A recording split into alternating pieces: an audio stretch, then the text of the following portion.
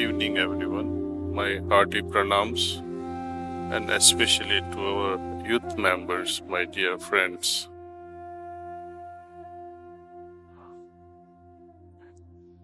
Your topic summarizes everything. The topic of the seminar, Awaken to your inner potential. I'm supposed to give a talk tomorrow to Vikramaditya Vishwavidyalaya that was established in 1956 in Ujjain, Madhya Pradesh. And when you think of Ujjain and Madhya Pradesh, the ashram, the Gurukulam of Sandipani Rishi comes to your mind.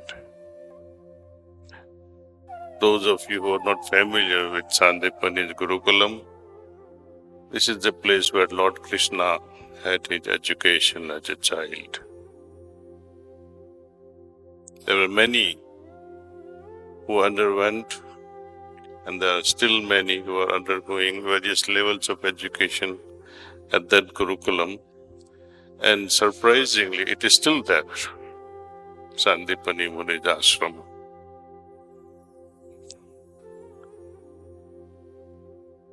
We know only two characters from there, besides the Guru Sandipani, Sudama and Lord Krishna. How did their inner potential manifest? One was the pauper, another was the king.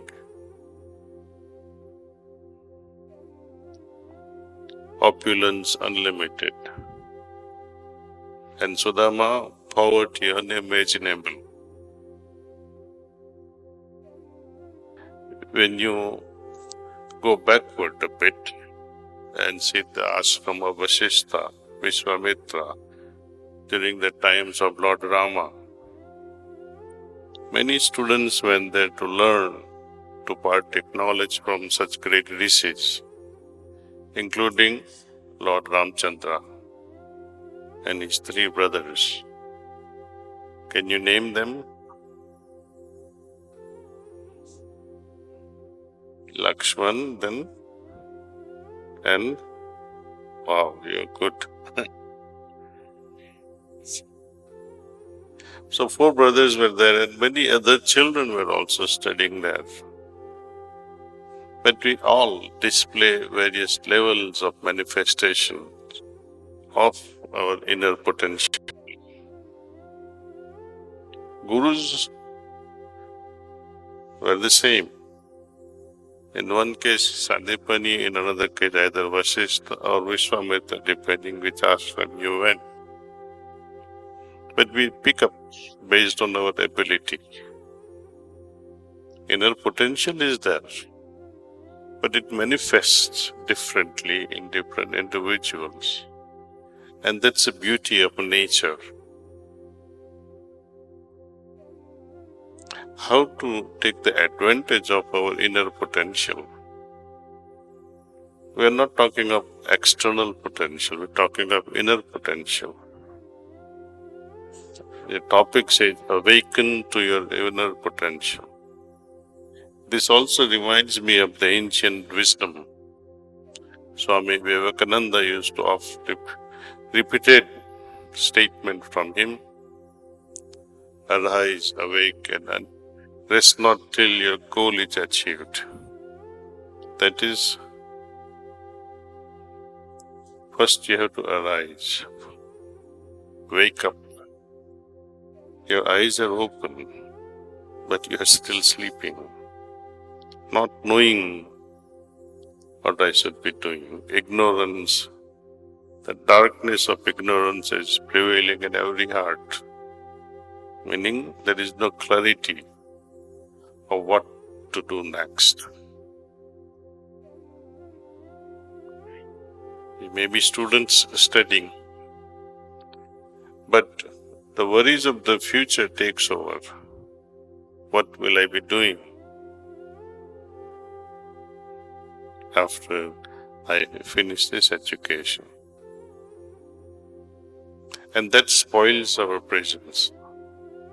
The present moment is always spoiled by the future worries. Keep the goal in mind. And each time our goal keeps changing. As a student, I need to surpass myself. I don't have to compete with others. I have to surpass. I have to do better and better each time.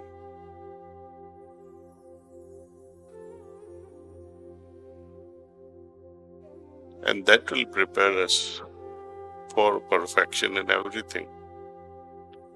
That means I have to understand what are my weaknesses and what are my strengths in my life. Strengthen the strengths, remove the weakness. This is nothing but the first two fundamental principles of Ashtanga Yoga, Yama and Niyama. Remove the weakness, strengthen your strength, your positive side. Identify them. And how are you going to identify them until and unless you sit quietly, disturbance-free environment, and introspect? We go a step higher. Every night before we go to bed, before we sleep, we offer prayers to the great master. Having offered the prayer, we also analyze our daily activities and ask for forgiveness for the wrong things that we may have committed unknowingly.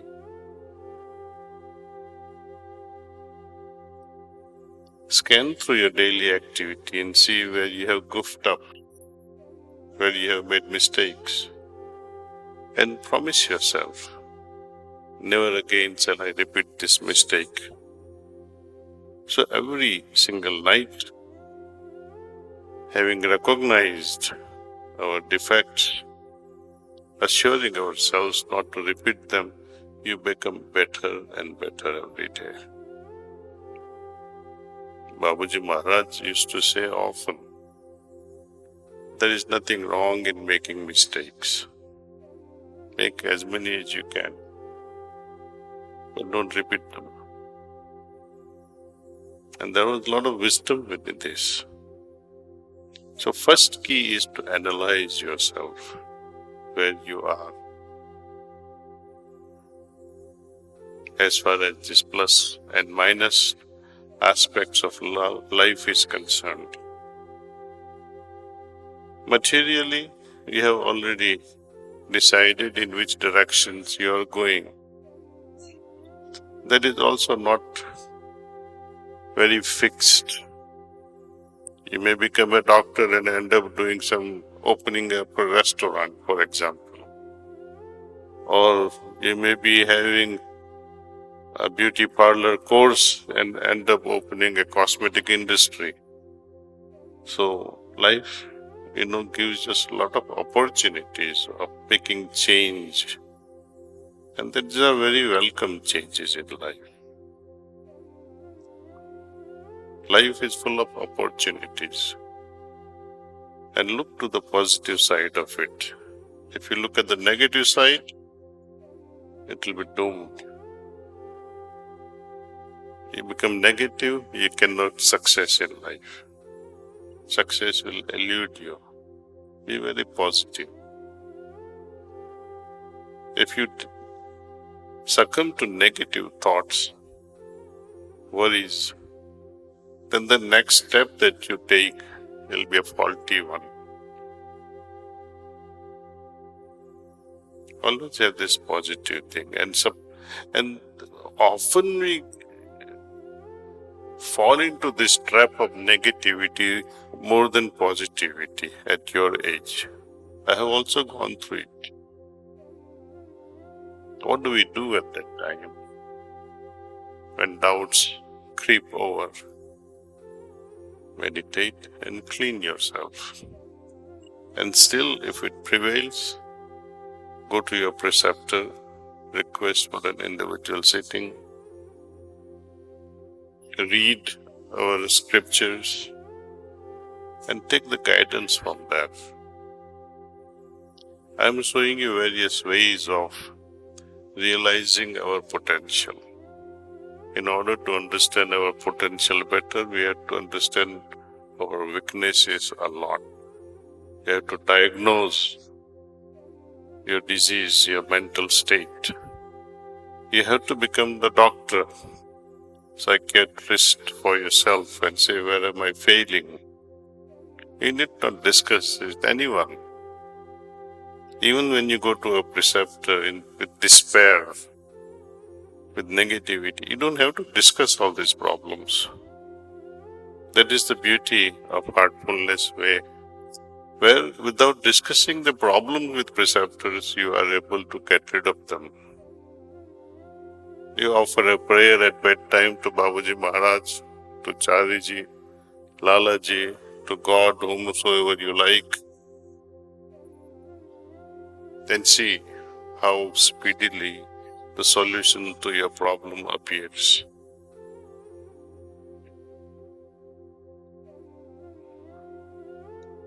I would also like to share with you some things which most youth, they keep asking me how to convince parents.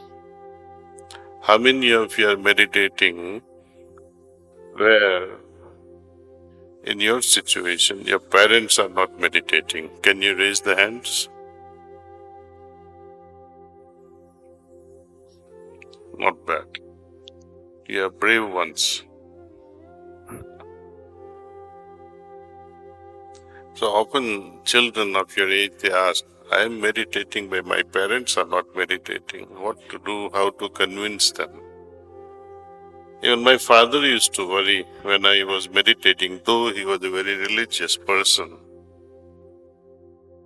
He would worry that one day I might leave the home, may become sannyasi.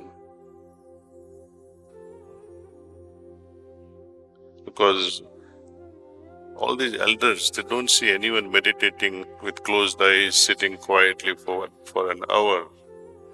That gives a lot of tension, frustration to the parents. What's wrong with this fellow? But they don't realize what's wrong with themselves. Most adults, they say, oh, I will meditate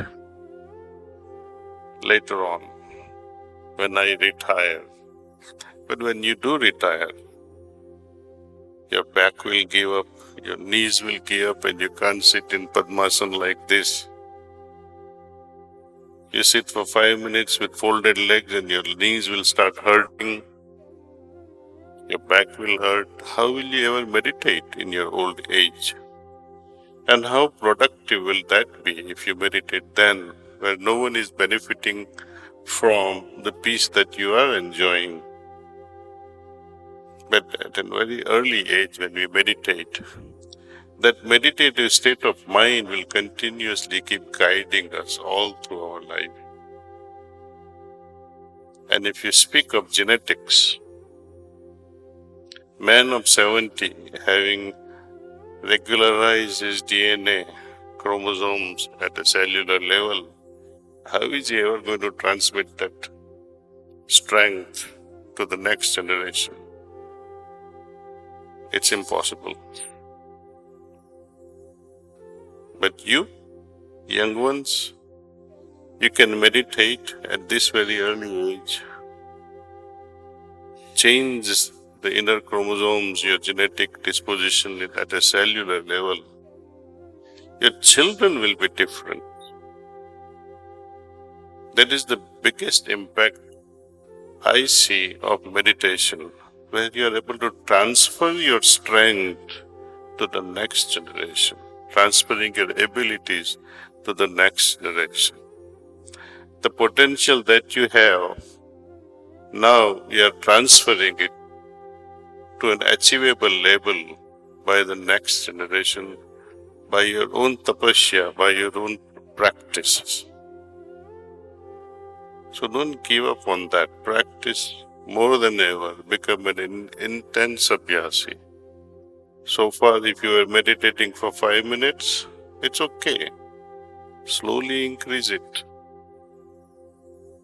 If you are meditating randomly, sometimes at 10 in the morning, sometimes at 12 in the morning, or 12 at noon, try to fix your time. 9 o'clock every morning, or 7 o'clock every morning, or 5 every morning. Even if it is for 5 minutes, but stick to one time. That's what Babuji Maharaj calls it as establishing a biological clock in your system. Means at that precise hour, you will become cognizant of this meditative state and automatically will start attracting transmission. Again, this is the beauty of Sahaj Marg system, where transmission is a unique force. So few habits we need to develop: fixing the time, meditating, and sleep as early as possible. The circadian rhythm, which you all may be familiar with, how the sun and moon's cycles affect our biology, physiology, and as a result, our moods. There is a lot of study going on. Some people say benefits of circadian rhythm, and some people say it has nothing to do with our life. But they are so wrong, because millions of years have taken for us to adjust around the solar movements. Try not to sleep one night. See what happens next day. Either you will have headache, or you become irritable.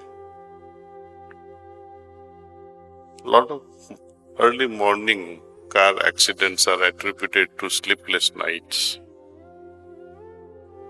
When you don't sleep properly, the next day when you attend college or school, your ability to absorb what is being taught will be greatly reduced. If you have lack of sleep, your ability to recall from your memory will also be compromised. You won't be able to recall, though you may know everything. But at the right time, when you are supposed to answer, that knowledge will fail you, because you didn't sleep proper. Sleep well. And if you go to sleep while offering this prayer and sleeping in a very absorbed state, where you think as if you are sleeping in the lap of God. You just need to imagine that I am sleeping in the lap of God. That's all. And see what happens to your sleep. So sleep is another very important factor, which even adults today are ignoring it. You are just starting your life. So create good habits for yourself. Don't demand it from others. You follow it. It's enough. If your parents are sleeping late at 11, 12, 1 o'clock in the morning, that is their problem. Don't worry too much about it. Otherwise, you'll have sleepless nights trying to solve their problems. You be the example, and make sure at cellular level, you have created this biological clock. And that can change everything in life.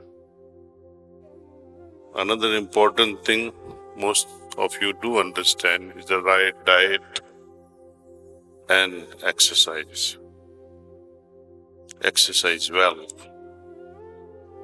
If you cannot afford gym, jog, run. But in a very unpolluted environment, you should jog. You can come to Manapakam ashram if you are nearby and run. Jog for a few hours. Go to riverside or some secluded place. Do some yogasanas, etc. If most of you cannot do all this, at least do pranayama. Turn on your YouTube videos, look at Ramdev Baba, and learn those pranayams. Just 5 to 10 minutes of pranayama can change everything in your life. That is at a physical level. But that intensely affects our next level, our mental and emotional also. There are many ancient things that we should practice. I have recently shared an idea that was inspired by Babuji. I shared it at Hosur, if I'm not mistaken. I did not expect my children to bow before me and touch my feet. But I like to see my grandchildren respect their parents. You can understand my sentiment.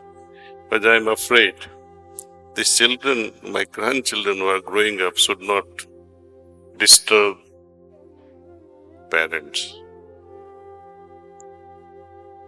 So Babuji says, if you want to bring about peace and harmony at home, start with the young ones. Make them respect parents to start with. Revere them, worship them. That's why the old tradition of our land is to bow before parents and seek blessings every morning. That changes the set of your mind. They also feel differently when you touch their feet. Try it when you go back home and make this as a ritual at home. Having established this, then your children will also follow the same, your grandchildren will follow the same, and you'll be able to establish some level of harmony. I don't say that is a solution, but it will help. It may not help everyone, but it will help you develop that humility in your heart, and the irritability that one gets as a young mind towards the parents. It's an antidote for that, say. How can you touch others' feet with angry mind? You will not say, I am so irritated, Father, and touch his feet. It cannot happen, say.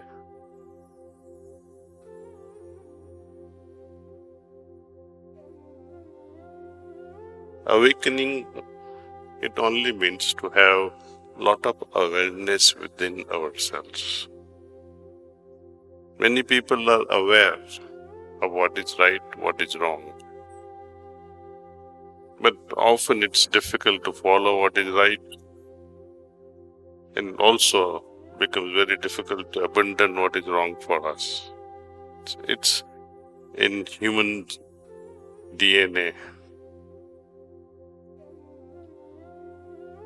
But a little bit of courage and see if you follow your heart, and see if you are ever going wrong by following the heart.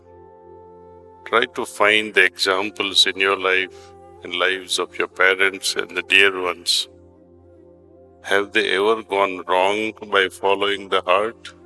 And what was so good when they abandoned that heart and say, let me do what I have to do, no matter what my heart says, and see the consequences of it. You will soon realize that every success can be attributed to the voice of the heart. The voice of the heart can never mislead us. That's why this focus on meditation on the heart